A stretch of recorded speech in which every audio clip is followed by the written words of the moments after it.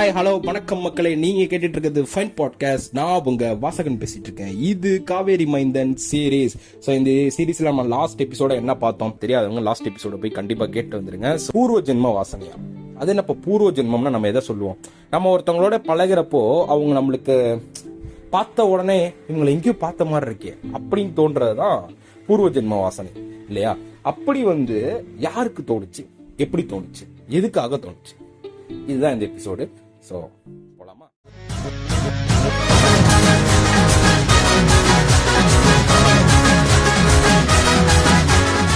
So பூர்வ ஜென்ம வாசனையா அப்படின்னோடனே நம்மளுக்கு அஃப்கோர்ஸ் போன எபிசோட் கேட்டு நம்மளோட வாசகர்களுக்கு எல்லாருக்குமே தெரிஞ்சிருக்கும். அப்சல்யூட்லி. ஏன்னா இது அருள்மொழிவர்மருக்கு தோணக்கூடிய ஒரு விஷயமா தான் இருந்திருக்கு. அருள்மொழிவர்மர் எப்படிப்பட்டவர்? ரொம்ப ஜாலியானவர், வீரமானவர், சகஜமானவர், மக்களோட கலந்து பேசக்கூடியவர், அவ்வளோ துடிப்பா இருக்கிற ஒரு இளைஞர் இல்லையா? சோ அவர் எப்படி ஆயிட்டார் அப்படின்னா, அந்த ஆரத்தி எடுத்ததுக்கு அப்புறம் அவருடைய சுபாவமே எப்படி ஆயிடுச்சு அப்படின்னா, ரொம்ப அமைதி ஆயிட்டார். தன்னை சுத்தி ஒரு சர்க்கிளை வரைஞ்சுக்கிட்டு அதுக்குள்ளேயே அவர் இருந்துகிட்டு எப்பவுமே ஒரு வெளிநாடு பயணமோ இல்ல வெளிநாடு ஒரு போருக்கோ போயிட்டு வந்தா அருள்மொழிவர்மருடைய செய்கை எப்படி இருக்கும்னா, அன்னைக்கு சோழ நாடே குதூகலமா இருக்கும். போனா அரண்மனைக்கு போனா குளிப்பாரு, சாப்பிடுவாரு, கொஞ்ச நேரம் ரெஸ்டா போடுவாரு. ரெஸ்டா போட்டு சாயங்காலம் அந்த மாரி படத்துல ஒரு சீன் வரும்ல, அந்த மாதிரி தான் ரெஸ்டா போடுவாரு, உட்காருவாரு, பிள்ளைங்களோட பேசுவாரு. அந்த மாதிரி அங்க இருக்க பெண்களுடைய சகஜமா பேசிட்டு இருப்பாரு.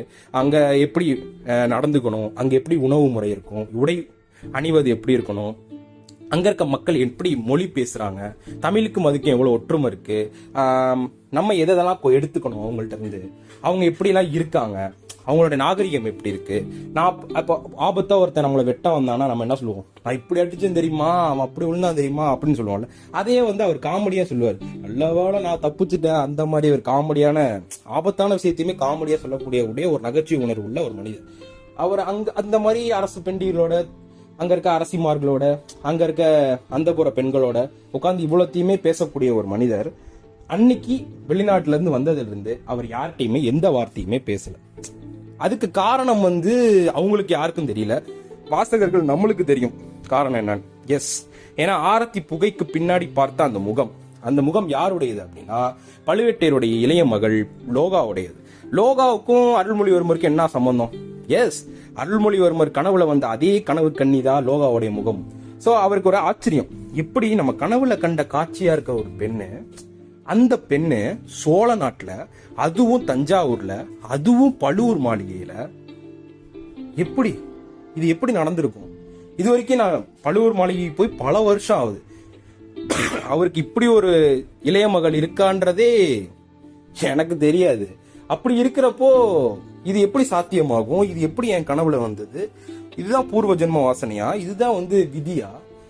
விதியோ இவ்வளவு வலியது இல்ல. ஏன்னா நான் எங்கேயோ கண்ட கனவுல கண்ட அந்த பொண்ணு இன்னைக்கு கரையில, அந்த கரையில பார்த்த பொண்ணு இன்னைக்கு நினைவுல நிக்கிறா, அதுவும் ஆரத்தி தட்டோட. நான் முதல்ல பார்த்தேன் பெண்ணே அவளாதான் இருக்கிறப்போ விதி ரொம்ப வலியதுதான் நான் நினைக்கிறேன் அப்படின்னு சொல்லி அவருக்குள்ளேயே பேசிக்கிறாரு. அந்த பேசுறதுனால அவருக்கு ரொம்ப சிந்தனை அதிகமா இருந்தா என்ன பண்ணுவோம்? அமைதியா உட்காந்துருப்போம்ல, அந்த மாதிரி அவர் அப்படியே அமைதியா உட்காந்துருக்காரு. இதையா அப்படியே பார்த்துக்கிட்டே இருக்கா வானதி. அவருக்கு ஏதோ போர்ல நடந்த விஷயத்த யோசிச்சுட்டு இருக்காரோ இருக்கும். சோழ நாடு தான் அவருடைய மூச்சே, சோழ நாட்டுக்காக ஏதோ யோசிக்கிறாரு போல அப்படின்னு சொல்லிட்டு கணவரை டிஸ்டர்ப் பண்ணாம என்ன பண்றா, தன்னுடைய அக்காவான அவளுக்கு ஒரே ஒரு அன்புக்கினியான குந்தவையை தேடி போறான். குந்தவையோட மாளிகைக்கு போனா அவரும் போறப்ப யோசிச்சுட்டே போறான், ரொம்ப நாள் கழிச்சு வந்தியத்தேவர் வந்திருக்காரு, அக்காவும் கொஞ்சம் பிஸியா இருப்பாங்களே அப்படின்னு சொல்லிட்டு அங்க போனா வந்தியத்தேவர் தூங்கிட்டு இருக்காரு. போய் பணிப்பெண்ணை கேட்டேன், வந்தியத்தேவர் தூங்கிட்டு இருக்காரு, அக்கா எங்க அப்படின்னா, அல்ல வந்தியத்தேவர் வந்தாரு, நான் வந்தோடனே பேச ட்ரை பண்ணாரு, ஆனா குந்தவை ஏதோ சிந்தனையில இருக்கேன்னு சொல்லிட்டு அவங்க தாமரை தடாகத்துக்கு போயிட்டாங்க, அவர் வந்தோடனே படுத்துட்டாரு அப்படின்னா. என்னடா சொல்றீங்க? அப்ப வந்தியத்தேவனோட மனநிலை எப்படி இருந்திருக்கும் யோசிச்சு பாருங்களேன். பல மாசம் கழிச்சு ஆசை மனைவியை பார்க்க வந்திருக்காங்க. எஸ், குந்தவையும் வந்தியத்தேவனும் எவ்வளவு லவ் பண்ணி கல்யாணம் பண்ணாங்க அப்படின்றது சோழ நாடே அறிந்த உண்மை இல்லையா? ஏன் உலகமே அறிந்த உண்மை. அப்படி இருக்கிற தம்பதிகள் ரொம்ப நாள் கழிச்சு மீட் பண்ணும்போது எப்படி இருந்திருக்கணும்? ஆனா அப்படி இல்லை, ஏதோ ஒரு குறைபாடு இருக்கு. யார்கிட்டனா குந்தவைகிட்ட. அவன் என்ன சொல்றா, இல்லங்க நான் கொஞ்ச நேரம் தனியா இருக்கணும், சாயங்காலம் போல பேசலாமா அப்படின்னு சொல்லிட்டு அங்க இருந்து கிளம்பிடுறான். வந்தியத்தேவன் வந்து இதை பெருசா எடுத்துக்கல. ஏன்னா இவங்க 2 பேரையுமே அதிக அளவு புரிந்து கொண்ட ஒரு மனிதன்னா அது வந்தியத்தேவன் தான். யார? அருள்மொழிவர்மரையும் குந்தவையும். அக்காவும் தம்பி ஒரே மாதிரியே இருக்காங்க. என்னதான் ஆச்சோ அப்படின்னு சொல்லிட்டு பழுவூர் மாளிகையில வந்ததுலேருந்து இவங்களுக்கு என்னதான் ஆச்சோ அப்படின்னு சொல்லிட்டு அவர் போய் அப்படியே படுத்துறாரு. பயண களைப்புல அவர் அப்படியே தூங்கிடுறாரு. ஸோ இப்படியே போயிட்டு இருக்கிறப்போ அப்படியே கட் பண்ணிருங்க. அப்படியே வந்து தாமரை தடாகத்துக்கு வாங்க. அங்க குந்தவை வந்து உட்காந்துருக்கா. குந்தவை உட்காந்துட்டு ஒரே சிந்தனை, வளர்த்த சிந்தனை. என்ன சிந்தனைன்றத அப்புறம் சொல்றேன். ஸோ அந்த அட்மாஸ்பியரை பத்தி விளக்கிடுறேன். சுத்தி நந்தவனம், அங்கங்க கொடிகள், அங்கங்க பூக்கொடிகள், அங்கங்க காய்கொடிகள், அழகா அப்படியே பச்சை பசேர்னு இருக்கு. அங்கங்க கல் திட்டு போட்டிருக்காங்க உட்கார்றதுக்கு. ஒரு நடுவுல ஒரு குளம், அதுல தாமரையா மடர்ந்துருக்கு. அங்கங்க இடையில கேப் இருக்கு. அந்த கேப்ல நில ஒளிப்படுது. ஸோ இதெல்லாம் நினைச்சு பார்க்கவே ஒரு மாதிரி ரம்மியமா இருக்குல்ல. இவ்வளவு ரம்மியமான ஒரு இடத்துல நம்மளுக்கு எப்படி ஒரு ஃபீல் இருக்கும்? ஒரு ஹாப்பியான ஃபீல் இருக்கும். ஒரு மனசுக்குள்ள இருக்கக்கூடிய சந்தோஷமான நினைவுகள் கண்முன்னே வந்து போகும். ஆனா குந்தவைக்கு எப்படி இருக்கு அப்படின்னா, தான் இன்று காலையில பார்த்த அந்த காட்சி, காலையில ஒரு இடத்துக்கு போனோம், அங்க நம்ம பார்த்த காட்சி, நம்ம அங்க நடந்த சில நிகழ்வுகள், அதையே அவ அசை போட்டுக்கிட்டே இருக்கான். அப்படி என்ன நடந்தது அப்படின்னா, எஸ், ராஜேந்திர சோழன் வந்து இது நாள் வரைக்கும் குந்தவை தான் ராஜேந்திர சோழனை வளர்த்தது. ஆனா இது நாள் வரைக்கும் ராஜேந்திர சோழனை குந்தவை எந்த ஒரு வாட்டியுமே அம்மானு கூப்பிட்டதில்லை. ஆனா லோகாவை முதல் முறையா பாக்குறான். முதல் முறை பார்த்த உடனே அம்மான்னு கூப்பிடுறான்.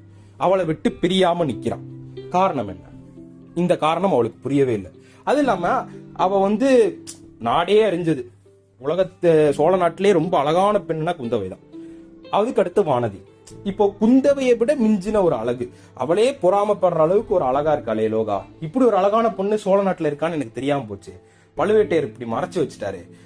இந்த அழகு ஏன் அப்படி அந்த இருட்டு காரிருந்த அந்த மாளிகைக்குள்ளேயே கிடக்கு, அதை சோழ நாட்டுக்கு பயன்படுத்தணுமே அப்படின்னு சொல்லி அவ யோசிச்சுக்கிட்டே இருக்கா. என்ன சொல்ல வரான்னு உங்களுக்கு புரியுதா இல்லையோ, எனக்கு நல்லா புரியுது. காரணம் என்னன்னா, இந்த லோகாவை எப்படியாவது சோழ நாட்டுடைய அரியணையில ஏத்திடணும். ஏன்னா வானதி வந்து ஒத்துக்கல, பட்ட மகிழ்ச்சியா ஆக போறேன் அப்படின்றப்போ ஒத்துக்கல. அது வந்து அவளுடைய தனிப்பட்ட விருப்பு வெறுப்பு. அதுக்கே அவ வந்து மனசுடைஞ்சு போயிட்டா குந்தவை. ஏன்னா தனக்கு கண்ணினும் கண்ணான வானதி வந்து அரியணை ஏறமாட்டான்னு சொன்னோடனே அவளுக்கு ரொம்ப வருத்தமாயிடும். ஏன் அப்படின்னு கேட்டோன்னா, அன்னைக்கே நான் சபதம் சொல்லிட்டேன்க்கா, நான் அப்போ ஏறமாட்டேன் அப்படின்னு சொல்லிடுவான். ஸோ இல்லையா, பொன்னியின் செல்வன் பார்த்துருந்தீங்கன்னா அது உங்களுக்கு புரிஞ்சிருக்கும். எஸ், அதில் சொல்லிடுவான். சொல்லிட்டோடனே வானதிக்கு இப்படி போயிருச்சே அப்படின்ட்டு அவ மனசு கஷ்டமா இருக்கிறப்போ பட்ட மகிழ்ச்சியை யாரை உட்கார வைக்கலாம் அப்படின்ற அந்த சிந்தனை வரும்போது பஞ்சமன்மாதேவி அப்படின்னு சொல்லி ஒரு, நீங்க படிச்சிருப்பீங்க பிற்காலத்தில், பஞ்சமன்மாதேவி அப்படின்னு சொல்லி ஒரு கல்வெட்டுலாம் படிச்சிருப்பீங்க, ராஜராஜ சோழனுடைய பட்ட மகிழ்ச்சின்னு சொல்லி. அவங்க யாருன்றத நான் வருங்காலத்துல சொல்றேன். அதை அப்படியே கட் பண்ணிருக்கேன். இது எதுக்குப்பா சொன்ன, இப்ப இதேப்பா கட் பண்ற அப்படின்னா உங்களுக்கு புரியும். ஃபர்தரா நீங்க என்னோட எபிசோட்ஸை கேட்கும்போது உங்களுக்கு புரியும். இனிமே கொஞ்சம் டெக்னிக்கலா போகணும்ல. ஓகே, அதுக்குன்னு கதை போர் அடிச்சிடாது, நான் உங்களுக்கு அப்படியே சொல்றேன். சரி, இப்ப இங்க வந்துட்டீங்க அப்படின்னா லோகாவை பத்தின சிந்தனை இருக்கு. லோகாவை எப்படியாவது ராஜராஜ சோழனுக்கு கட்டி கொடுத்துடலாம். அதுக்கு முதல்ல ஒத்துக்கணுமே, அதுக்கு ராஜராஜ சோழன் முதல்ல ஒத்துக்கணுமே. வர தம்பி என் பேச்சை கேட்கறதே இல்லை. அவன் என்னைக்கு வந்து இளவரசனா மாறி வெளியூர்லாம் போயிட்டு வந்தானோ அப்பையில இருந்தே அவன் என் பேச்சை கேட்கறது இல்லை. ஏன்னா அவன் ஒரு ராஜாக்கான ஒரு தோரணை வந்துருச்சு. அது நல்ல விஷயம் தானே. இன்னொருத்தவங்களோட பேச்சை கேட்டு முடிவெடுக்க கூடாது, அவன் சுயமா முடிவெடுக்கணுன்றப்போ அவன் செஞ்ச செயல்லாம் யாராலையுமே செய்ய முடியாது. தனக்கு ஒரு சோழ நாடே கிடைக்கிற அரியணைய தூக்கி எறிஞ்சு ராமபிரான் மாதிரி தேசத்தை திறந்தான். பெரிய விஷயம். ஏகபத்தினி விரதனா இருப்பேன்னு சொன்னான், பெரிய விஷயம். இந்த ராஜாக்கள்லாம் யார் ஏகபத்தினி விரதன் சொல்லு? அப்படி இருக்கக்கூடிய ஒருத்தன் எப்படி நம்ம சொல்லி இன்னொரு பொண்ணை மணப்பான்? இது நாள் வரைக்கும் மிற்ற பொண்களை ஏறெடுத்து கூட பார்த்தது இல்லை வானதியை தவிர. அப்படி இருந்த ஒருத்தன் எப்படி இன்னொருத்திய மணப்பான்? இந்த கேள்வி வந்து அவளை அப்படியே ஒரு ரீங்காரம் விட்டுக்கிட்டே இருக்கு மைண்டுக்குள்ள. இப்படியே போயிட்டு இருக்கிற அந்த சூழ்நிலையில அங்க இருந்து வானதி வரா. வானதி வந்து பக்கத்துல நிக்கிறா, குந்தவை பக்கத்துல. அது கூட தெரியாம குந்தவை உட்கார்ந்தே இருக்கா. என்னதான் நடக்குதோ அப்படின்னு சொல்லி உட்கார்ந்தே இருக்கா. அப்படியே வந்து தோல்ல கை வைக்கிறா. கை வச்சோடனே குந்தவை பாத்துறா. பார்த்தோன்னே, என்னக்கா ஆழ்ந்த சிந்தனையில இருக்கீங்க அப்படின்னோடனே, ஒன்னும் இல்ல, சும்மாதான் உட்காந்துருக்கேன். என்ன பண்றா அருள்மொழி அப்படின்னு கேட்டோன்னா, அவருக்கு என்னக்கா தூங்கிட்டாரு. சரி, வந்தியத்தேவரும் தூங்கிட்டாரு. ஆமாக்கா, போய் பார்த்துட்டு தான் வந்தேன், தூங்கிட்டு இருக்காரு அப்படின்னு சொல்லி சொல்றான். உடனே வானதி அப்படியே ஒரு நிமிஷம் உத்து பாக்குறா குந்தவையோட மனசை. உத்து பார்த்துட்டு, என்னக்கா பழுவூர் மாளிகையில இருந்து வந்ததுல இருந்து ஒரே ஆழ்ந்த சிந்தனையா இருக்கு. உங்க சிந்தனைக்கும் நாயா இருக்கும் அப்படின்னு சொல்லி சொல்றான். உடனே இவளுக்கு ஒரு மாதிரி திடுக்கிட்டுருச்சு. என்ன சொல்ற, நான் ஒண்ணு சிந்தனையிலலாம் இல்லையே அப்படின்னு.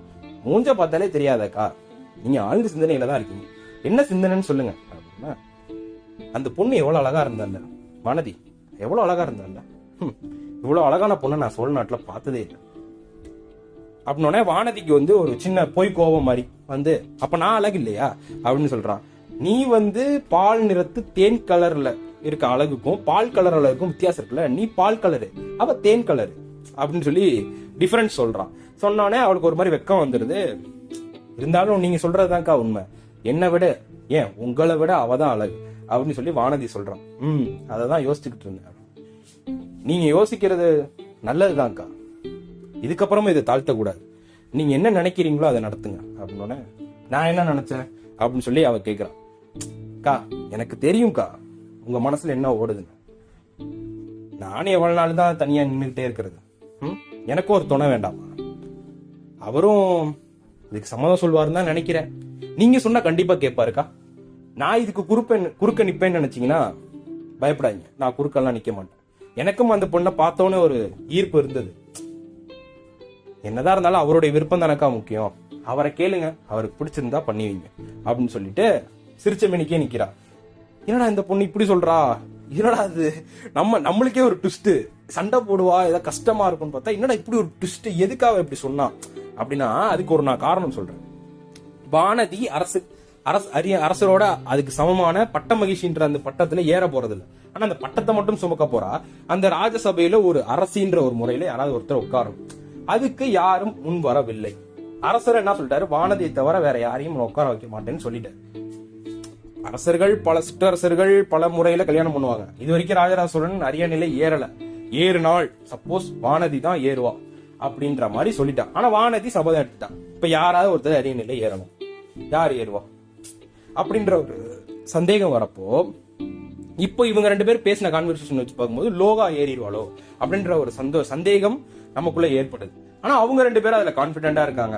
சோ அப்படின்றப்போ குந்தவை வந்து அப்படியே ஆழ்ந்த சிந்தனையில இருக்கா. என்ன இந்த பொண்ணு இப்படி சொல்லிட்டா, நம்ம ஒன்னும் அப்படி நினைச்சது இவளுக்கு எப்படி தெரியும், நம்ம நினைப்போம்ல, நம்ம நினைச்சது வேணா ஒருத்தர் சொல்லிட்டான், நம்ம அப்படியே நினைச்சோம், நம்ம அப்படிதான் நினைச்சோம், ஆனா அவன் எப்படி கண்டுபிடிச்சான் அப்படின்ற மாதிரி ரெண்டு சிந்தனை ஓடும்ல, அது மாதிரி அவளுக்கும் ஓடுது.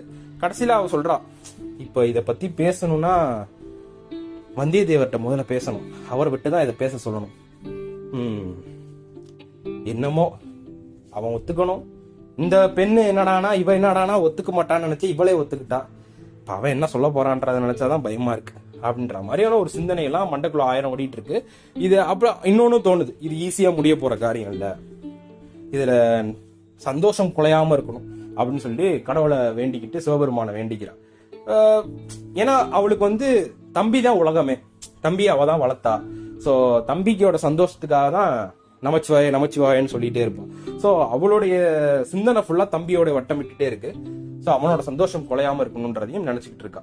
இப்படியே உட்கார்ந்துட்டு இருக்கிறப்போ ரெண்டு பேரோட சிந்தனையுமே லோகாவை சுத்தி வட்டமிட்டு இருக்கு. ஆனா அவங்க ரெண்டு பேருக்கும் தெரியாது மூணாவதா ஒருத்தன் லோகாவை வட்டமிட்டு இருக்காங்க. அது யாருல்ல, நம்ம கந்தமாறன். கந்தமாறனுடைய சிந்தனை எப்படி இருக்கு அப்படின்னா, லோகாவை ரொம்ப நாள் கழிச்சு மீட் பண்ணதனுடைய சிந்தனையோட அவன் அப்படியே மிதந்துகிட்டு இருக்கான். அப்படியே காத்துல மிதப்பான் இல்ல, அந்த மாதிரி லவ் ஃபீல்ல ஒரு மாதிரி குஜாலா ஜாலியா என்ன சொல்றது, ஒரு மாதிரி வைபா சுத்துவாங்கல்ல காதல் வைப்ல, அந்த மாதிரி அப்படியே அவன் மாதிரி ஜாலியா சுத்தினுக்கிறான். சோ இதெல்லாம் வந்து அப்படியே ஒரு சைடு நடந்துகிட்டே இருக்கிறப்போ மாறனும் ஆழ்வார்க்கடியானும் ஒரு இடத்துல வந்து நிக்கிறாங்க. அது என்ன இடம் அப்படின்றத நெக்ஸ்ட் சாப்டர்ல சொல்றேன்.